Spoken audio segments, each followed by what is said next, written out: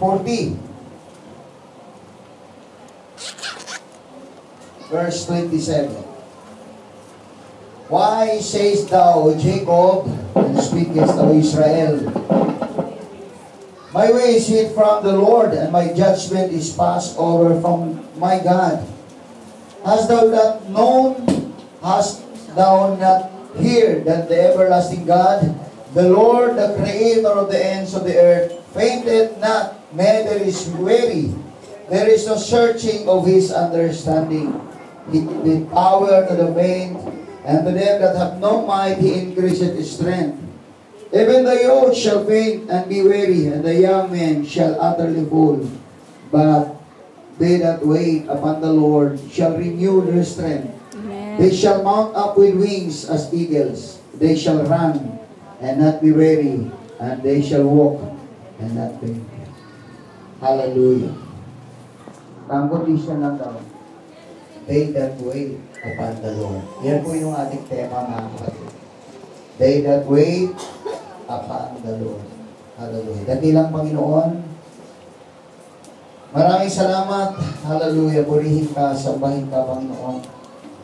Luwalhati na yung dakilang pangalan, Panginoon, sa oras na ito. Papuri-puri ka sa aming mga buhay. Sinasamba ka namin, Panginoon, dahil napakadakila ka. Walang may tatago sa iyo, Panginoon.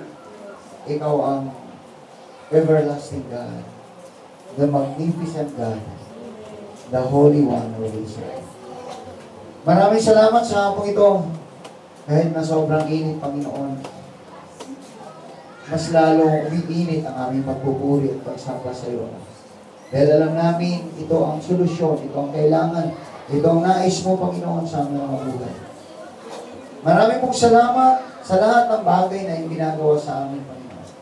Purihin ka at sambahin ka, luwalhatiin ka, Panginoon, in the name of Jesus Christ. Amen. Amen. Amen. Amen. Makakapalo po tayo, mga kapatid. Hallelujah. Purihin na natin, Panginoon. They that wait upon the Lord shall renew their strength. Sa buhay po natin, mga kapatid, ang pinakamahirap daw, Yes. hallelujah, ay Maghintay. maghintay. Amen. Yeah. Parang naalala ko tuloy nung outing ng mga ladies. Usapan namin 8:30. Nakarating kami 11:30. Kaya yung naghintay, mga kapatid, yung mukha, sabi ko, kung sa solo lang mag-drawing, hindi kaya i-drawing, mga kapatid. Kasi ang hirap talaga maghintay sa totoo. Diba? Sabi ng iba, mas mabuti pang akong hintayin kaysa ako ang maghintay. Tama yun. Yes. Oh, tama yun. Kasi sa buhay natin, mga kapatid, napakahirap talaga ang maghintay. Pero laging sinasabi, mga kapatid, mag-isa mga awit, basta't maghintay na lang. Yan yung importante. So, sa hapong ito, mga kapatid, marahil sa church dito, sa kongregasyon na ito, mga kapatid, ay ang bawat isa, bawat individual, mga kapatid, ay mayroong mga intense struggles na pwedeng maranasan, nararanasan, maging sa ngayon, maging sa panahon ngayon, mga kapatid. Hallelujah. Maging sa kalusugan, o sa mga pangangailangan, o sa mga problema, mga kapatid ko. Hallelujah. Ito yung mga tinatawag na emotional dilemma. Hindi po siya kamag-anak nila yung dilemma.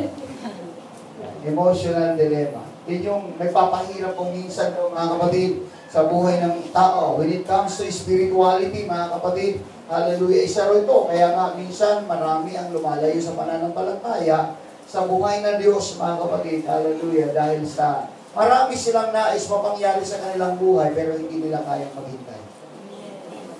Pag pinag-usapan ng mga pagpapala sa buhay, mga kapatid, hindi po tayo ang nasusunod, ang Diyos po ang nasusunod sa ating buhay.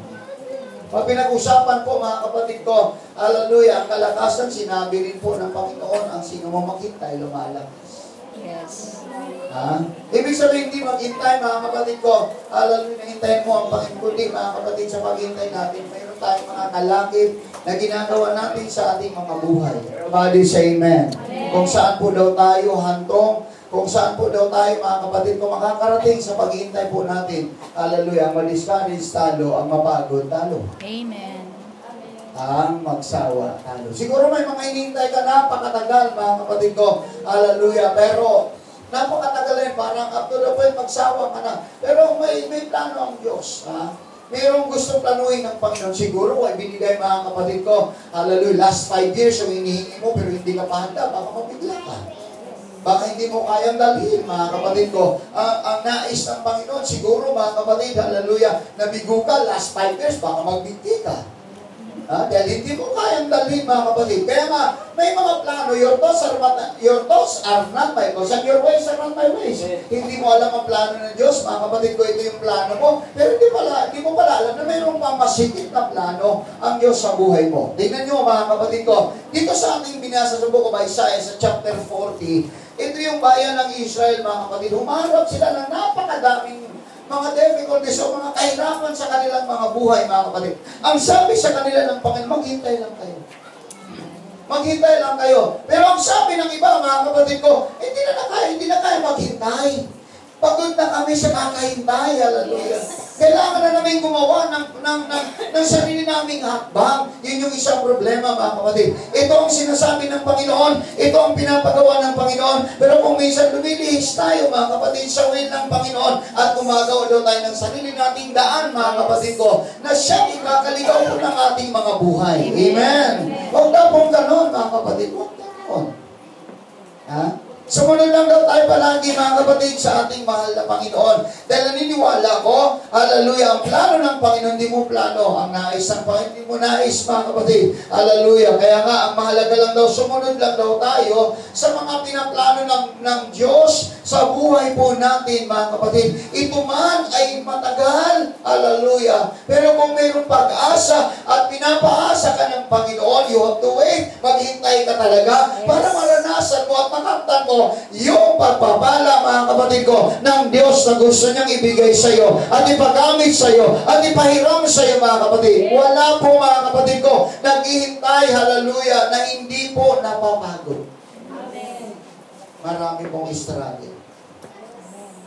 Ano man yung inihintay mo sa buhay ngayon, ano man yung ninanais mo sa buhay, samahan mo lang ng pagtitiis. Amen. Dahil ang sino mang nagtitiis hanggang wakas, yaon lang ang magtatagumpay. Yes. Palapakan natin ang ating mahal na Panginoon.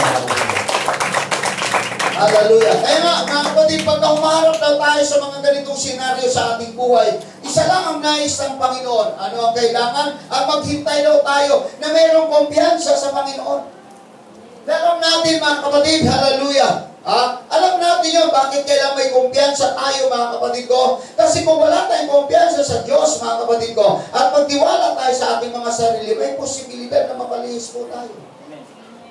Kaya nga, sumunod lang daw tayo sa nais ng Panginoon, mga kapatid. Hallelujah. Alam niyo ba kung bakit, mga kapatid ko, na nais ng Panginoon, maghintay ka lang at may kumpiyansa ka? Kasi nga, mga kapatid, alam ng Diyos ang bawat sitwasyon po natin.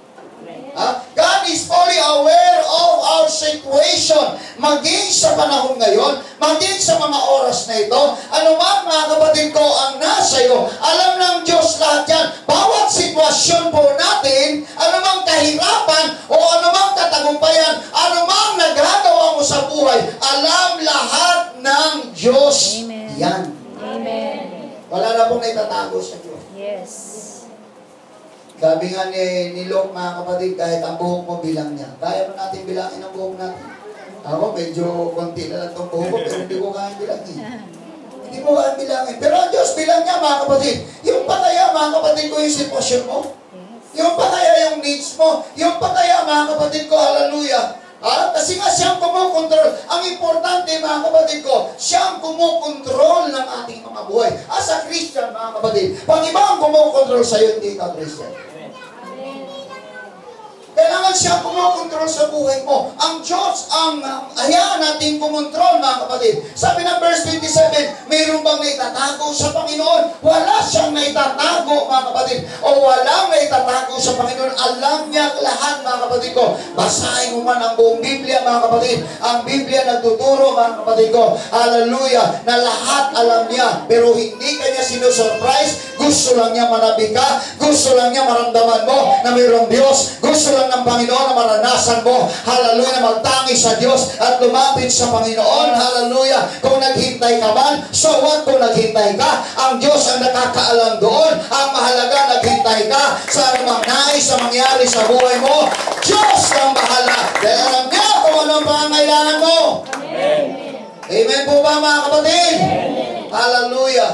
At higit sa lahat, alam ng Diyos ang lahat ng bagay. Alam niya lahat ng bagay. Pati pangangailangan mo, susuotin mo, kakainin mo, na? Kasi sabi nga mga kapatid ko ng istorya, pero mo mga kapatid kung paano ginawa ng Diyos, ulitin ko lang, paano ginawa ng Diyos mga kapatid ko yung mga bituin na yan, ayon sa nagsaliksik niya mga kapatid, 100 years bago mo marating mga kapatid ko, hallelujah, isang bituin. Lalakbayin mo ng 100 years, pero ang sasakyan mo mga kapatid, yung napakabilis na isang mata, gano'n na kaagad, pero 100 years pa. Pero mo gano'n katindi, gano'n kalayo yun. Pero hindi sila nagbabanggaan. Hindi sila mga kapatid ko nalalaglag. Hindi nagkakamata sila ng maayos mga kapatid ko. Ang araw nagsisilan ng araw ng init mga kapatid. Ang buwan nagbibigay ng liwanag. Gano'n daw kinamada ng Diyos ito. Gano'n daw ginawa ng Diyos ito. Hallelujah. Kaya nga sabi ko nga, kung lahat ng bagay ginawa ito ng Diyos, ang lahat pa ng bagay sa pangangailangan ng kanyang mga anak, mas higit pang kailangan ng anak. Hallelujah. At ang Diyos ang siyang nagmamalasakit. Amen. Amen. Kaya nga para sa akin mga kapatid sa Christian na bang nais ang Panginoon, hindi po niya hinahayaan mga kapatid ko, hallelujah, na maging talunan ng bawat Christian. We are more than conqueror in Christ Jesus. Palapakan natin ang ating Panginoon. Hindi po tayo api sa mundo ito. Hindi po tayo kawawa sa mundo ito. We are more than conqueror in Christ Jesus. Amen? Amen. Hallelujah. Bakit? Anak tayo ng hari na nasa langit. Amen. Kaya lang, sundin lang natin yung plano niya. Ha? Sumunod lang tayo sa plano ng Panginoon, mga kapatid. Hallelujah. Alam niya kung anong buhay mo. Alam niya kung anong puso mo. Alam niya, mga kapatid ko, pagka binigyan ka niya ng napakalaking pagpapala at hindi mo pa kaya baka bumigay ka. Alam na Diyos siya at ayaw niya ipahintulog mo. Marami nagpipilit na tingnan niya bumigay, bumagsak. Bakit? Hindi muna sinasangguni ang kalooban ng Panginoon at hindi muna sinunod ang Panginoon. Hindi muna naghintay mga kapatid, nagmamadali. Gusto unahan ang Diyos. Huwag tayo mauna sa Diyos. Lagi ang Diyos ang mauna sa atin. Tagasunod lang tayo. Saan man pupunta ang Panginoon, doon tayo. Dahil yan mga kapatid, pagka ginagawa natin, natutuwa ang ating Diyos sa langit mga kapatid. Amen! Pag dependent tayo sa Panginoon, natutuwa ang Diyos sa langit mga kapatid. Everybody say amen! Amen! Hallelujah! Hallelujah! Kasi alam ng Lord lahat ng bagay. Alam niya mga kapatid ko kung ano yung struggle mo. Alam niya mga kapatid ko kung buwan-buwan, hallelujah, magkano binabayaran mo sa mga bills mo mga kapatid. Alam niya mga kapatid ko, laman ng pera mo ngayon sa wallet mo. Alam ng Diyos lahat yan. Alam niya kung sino ang kalaban mo. Alam niya kung sino ang malipusta sa'yo. Alam niya kung sino nalulaya sa'yo. Alam niya kung sino nagpapahirap sa'yo. Alam ng Diyos lahat yan mga kapatid. Hallelujah! Kaya nga iniligtas ka ng Panginoon, kaya nga pinagpapala ka ng Panginoon, kaya nga nakakabayad ka ng lahat ng bills mo. Bakit? God is good all the time. Amen! God is good all the time. Palapakan natin ang buhay ng Diyos, kapatid. Come on! Woo! Hallelujah! Everybody say praise the Lord! Praise the Lord! Pati sa kalungkutan mo, alam mo, pagka-uwi ka ng bahay, nalulungkot ka. Alam na Lord yan. Alam ng Diyos yung mga pagdurusa mo. Alam ng Diyos yung mga kahirapan mo. Hallelujah. Ganun ang Diyos na buhay mga kapatid. Hallelujah. Alam niya lahat ng bagay. Walang pwedeng mailihim sa'yo. Kaya yung problema mo, yung pangangailangan mo, yung buhay mo, alam ng Lord, siya magmamaneho niya. Hayaan mo lang ang Diyos magmaneho sa buhay mo. Dadalhin ka niya, mga kapatid ko, sa isang magandang bagay sa buhay mo. Basta hayaan mo lang siya. Wag lang daw tayo lumihis. Sumunod lang tayo palagi sa Panginoon. Mabuhay tayo na may kabanalan. Mabuhay tayo sa pagsunod sa kalooban ng Diyos. Susunod tayo sa mga commandments ng Panginoon. Diyan, mga kapatid ko, matutuwa ang ating amang nasa langit at pag natuwa siya, mga kapatid, ano kaagad ang benepisyo ng Diyos pagka natutuwa? Pag natuwa ka sa kaibigan mo, nirerigaluhan mo, ganun din ang Diyos. Pag natuwa ang Diyos sa iyo, pagpapalain ka ng Panginoon, hindi pambobola, pagpapalain ka talaga ng Panginoon, i-bless ka talaga ng Panginoon, ang inner life mo, ang buhay mo,